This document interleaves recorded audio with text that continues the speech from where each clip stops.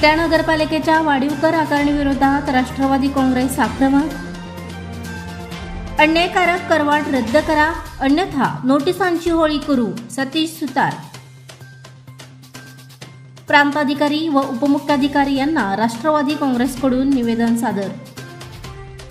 विटा शहरातील मालमत्ताधारकांना अलीकडेच नगरपालिकेच्या वतीने 15% वाढीव कराच्या नोटिसा प्राप्त झाल्या असून काही बंद मालमत्तांची मोजणी न करता अवाजवी बिल काढण्यात आल्याची बाब समोर आली आहे। या अन्यायकारक करवाढी विरोधात राष्ट्रवादी काँग्रेस पार्टीने आक्रमक भूमिका घेतली आहे। राष्ट्रवादी काँग्रेसच्या वतीने प्रांताधिकारी विक्रमसिंह बादल व विटा नगरपालिकेचे उपमुख्याधिकारी खामकर यांना करवाढ रद्द करण्याचे निवेदन देण्यात आले।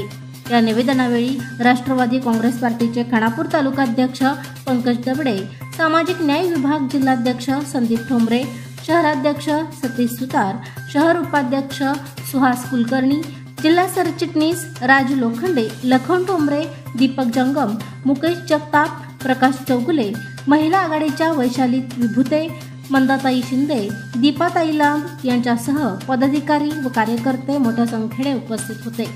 शहराध्यक्ष सतीश सुतार यांनी स्पष्ट इशारा दिला की जर अन्यायकारक करवाढ रद्द केली नाही तर नागरिकांच्या वतीने कर नोटिसांची होळी करून आंदोलन पेटवले जाईल।